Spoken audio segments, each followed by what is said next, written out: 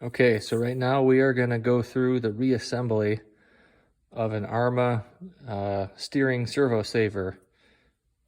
This is off an Arrma granite voltage. So I think it's a similar design on a lot of other Arrma vehicles, but I'm not sure, so no guarantees. But I've had this steering servo saver fail a couple of times.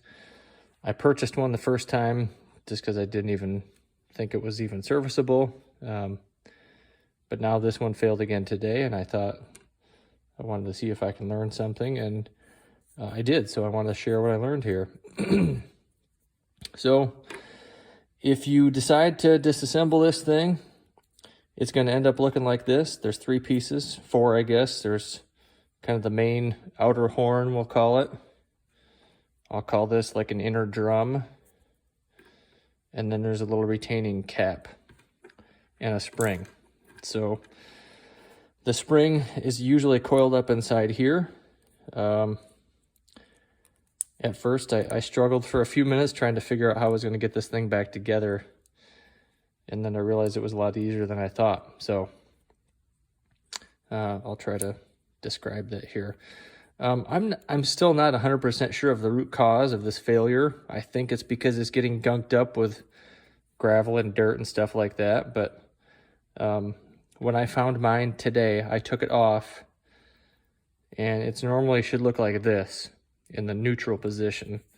And it was kind of off kilter. It was sitting like this, and it was kind of jammed like that. It wasn't going anywhere. And so, like I said, this happened before, and I didn't know it was serviceable, so I didn't try to take it apart last time, but now just my curiosity kind of got to me, and I thought, I'm going to take this apart and see what it looks like. So I did take it apart, and what we end up with is right here. Clean out the gunk or whatever you've got in there that's jamming you up. You might find that this plastic is a little bit rough. It can kind of get like a burr or something on there. Try to kind of polish that up. But when it's cleaned up and you're ready for reassembly, go ahead and put your spring in on one side. And there's these 2 tabs that we'll call them at, like, I don't know, 11 o'clock and 1 o'clock. And they only come up about halfway. That's what holds that spring into place. Now on the mating piece, that drum, that's got this wedge at a similar position, and it takes up like the other half. So you can kind of see how this thing will work once it's together. But we're going to put it right here and get it started. And you're going to quickly see that this thing needs to be compressed quite a bit to get it to where it needs to go. We're not even close. So I struggled for a while trying to hold like a screwdriver or something, trying to compress this.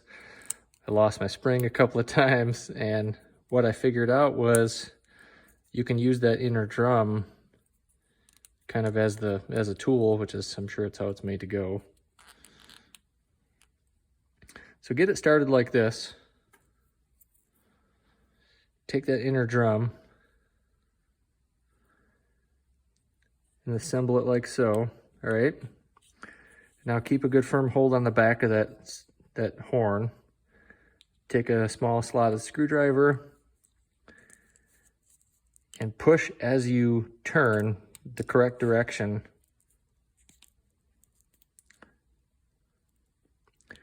And eventually it's going to snap in. There it goes. So now we're assembled. Our inner drum is flush with the outer horn. We can snap on our little retaining cap.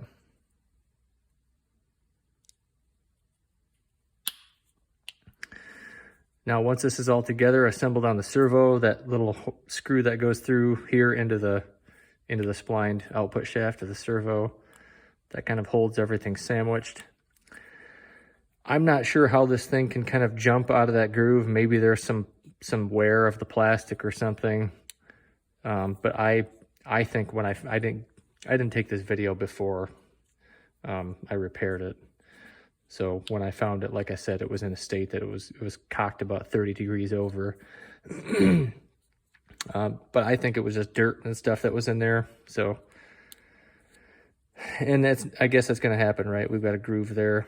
You're running around in dirt and gravel and everything else. It's going to get dirty. But anyway, if you take it apart, clean it, and reassemble it, you're good to go. We can kind of simulate the operation here. You'll see how it's supposed to work.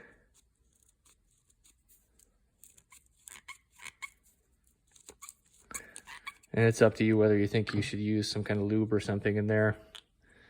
It's probably designed to be dry, so you put lube in there, it might just make things worse, attract more dirt, but we'll see how this goes. But anyway, just wanted to share what I've learned, and that's how you disassemble and reassemble the servo saver on Arrma granite voltage.